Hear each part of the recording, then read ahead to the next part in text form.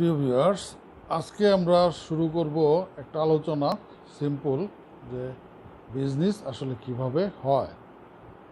সবাই জানি বা সবাই বিজনেস করি এবং সবারই ধারণা আছে বিজনেস আসলে কিভাবে হয়। তারপরও এই সাধারণ আলোচনাটা সাধারণ মানুষের জন্য করব, যাদের বুঝতে খুব সহজ হবে। অনেকেই বিজনেস করতে চান কিন্তু আসলে জানেন না বিজনেসটা কিভাবে করতে হয়। তিনটা উপায়ে মূলত এই সাধারণ বিজনেসগুলো হয়ে থাকে বা মূলত তিনটা ধারণার উপর ভিত্তি করেই আমাদের সারা বিশ্বের বিজনেসটাই চলে। একটা হলো কোনো দ্রব্য বা কোনো বস্তুর আকার পরিবর্তনের মাধ্যমে যদি কোনো মূল্য বৃদ্ধি করা হয়, সেটা এক ধরনের বিজনেস। সেকেন্ড হলো কোনো দ্রব্য বা কোনো বস্তু এক স্থান থেকে অন্য স্থানে স্থানান্তরের ফলে ওই দ্রব্যের যে মূল্য বৃদ্ধি করা হয়, সেটা এক ধরনের বিজনেস। আর একটা হচ্ছে আপনার একটা সময়ের পরিবর্তনের ফলে একটা নির্দিষ্ট দ্রব্য একটা নির্দিষ্ট সময় পর্যন্ত প্রিজার্ভ করে রাখলে বা ধরে রাখলে ওই দ্রব্যের যে মূল্য বৃদ্ধি হয়, এটা এক ধরনের বিজনেস। যদি প্রথম টপিকসটা আমরা একটু আলোচনা করি বিস্তারিত, সেটা হলো মনে করেন একটা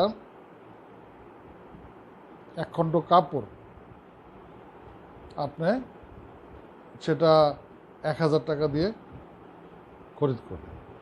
1000 টাকার কাপড় দিয়ে আপনি 5টা পাঞ্জাবি তৈরি করলেন। 5টা পাঞ্জাবি তৈরি করলে প্রতিটা পাঞ্জাবি আপনি 1000 টাকা করে বিক্রি করলেন। তাহলে আপনার কি হলো, 1000 টাকার কাপড়, এর ভিতরে আপনি কিছু লেবার বা দর্জির কস্ট যদি ইনক্লুড করেন, 5টা পাঞ্জাবি তৈরি করেন, সেটা আপনি 5000 টাকা বিক্রি করলেন। তাহলে মানে 1000 টাকার কাপড় থেকে আপনার 4000 টাকা লাভ হতে পারে। ঠিক আছে, এটা এক ধরনের বিজনেস। যেমন আপনি একটা গাছ, সেই গাছটাকে আপনি 20,000 টাকা খরিদ করে সেটাকে যখন আপনি কাঠে রূপান্তর করে বিক্রি করলেন, সেই 20,000 টাকার গাছে আপনি কাঠ তৈরি করে বিক্রি করলেন 50,000 টাকা। এখানে দেখা গেল ওই গাছটার শুধুমাত্র কেটে কাঠ হিসেবে বিক্রি করার কারণে আপনি 30,000 টাকা বেশি মূল্যে বিক্রি করতে পারলেন। আবার এই কাঠ যখন আপনি বিভিন্ন ফার্নিচার তৈরি করে বিক্রি করবেন, চেয়ার, টেবিল, আলমিরা, খাট, তখন এই 50,000 টাকার কাঠ আপনি 1 লাখ টাকার বিক্রি করতে পারেন ফার্নিচার তৈরি করলে। তাহলে দেখা গেলো এই যে ধাপে ধাপে শেপ পরিবর্তন বা আকার পরিবর্তন করার কারণে একটা গাছেই বিভিন্ন ধরনের বিজনেস করা যেতে পারে।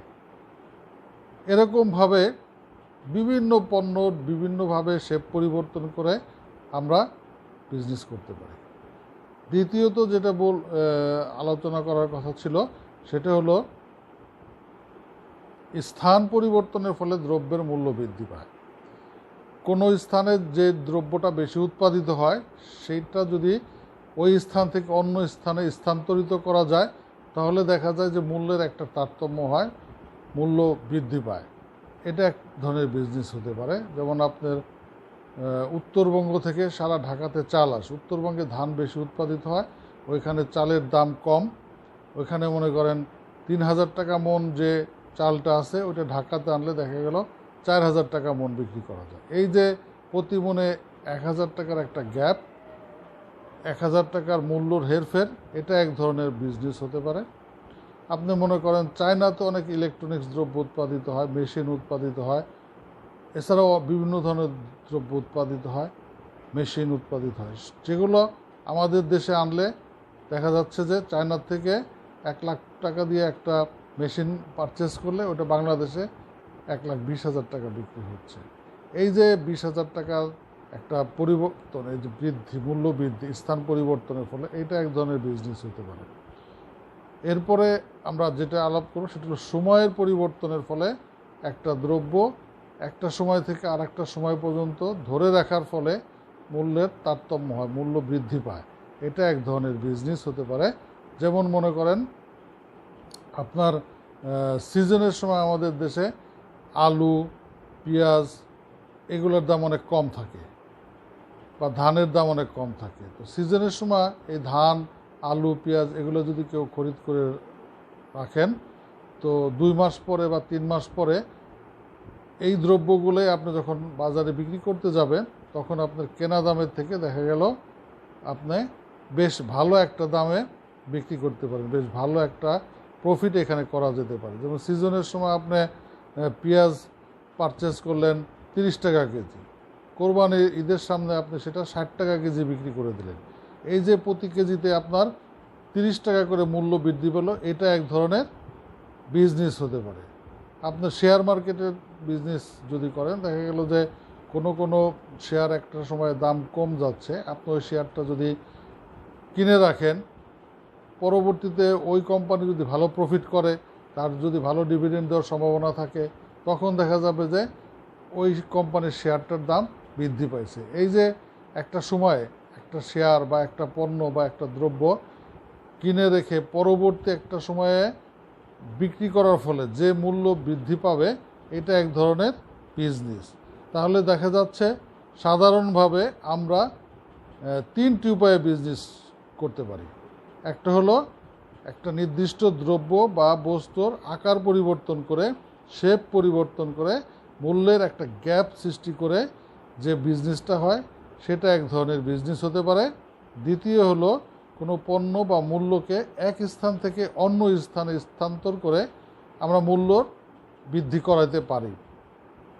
যেমন আমেরিকান প্রোডাক্ট বাংলাদেশে আনতে পারি, চাইনিজ প্রোডাক্ট বাংলাদেশে আনতে পারি, জাপানিজ প্রোডাক্ট বাংলাদেশে আনতে পারি, যেটা ওইখান থেকে কম দামে এনে বাংলাদেশে বেশি দামে বিক্রি করতে পারি। এটা অহরহই করে, অনেকেই করে, এটা এক ধরনের বিজনেস। নাম্বার 3 হলো যে কোনো দ্রব্য বা যে কোনো পণ্য একটা নির্দিষ্ট সময় পর্যন্ত, বা যে কোনো কোম্পানির শেয়ার একটা নির্দিষ্ট সময় পর্যন্ত আমরা যদি প্রিজার্ভ করে রাখি, ধরে রাখি, পরবর্তীতে যখন এটাকে আমরা আবার বিক্রি করব, তখন এর একটা দামের পরিবর্তন হবে। এই যে নির্দিষ্ট সময় পরে একটা জিনিস বিক্রি করার পরে দ্রব্যের বা শেয়ারের বা যে কোনো পণ্যের যে মূল্য বৃদ্ধি পায়, এটা এক ধরনের বিজনেস হতে পারে। তো এই পুরা ব্যাপারগুলাই কিন্তু অনিশ্চিত। লাভ মূল্য যে সবসময় বৃদ্ধি পাবে এমন কিন্তু হবে না। যদি সবসময় মূল্য বৃদ্ধি পেত, তাহলে এটা কিন্তু বিজনেস হতো না, এটা হয়তো অন্য কিছু হইতো।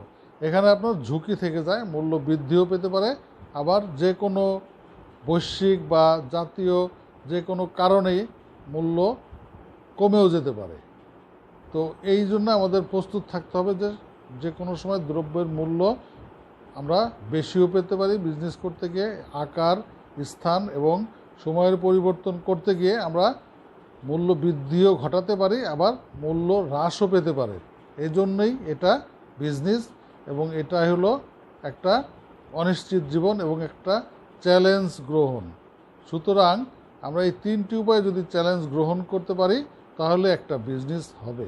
তো সাধারণত এই 3টি উপায়ে প্রফিট হয়ে থাকে, মূল্য বৃদ্ধি পেয়ে থাকে।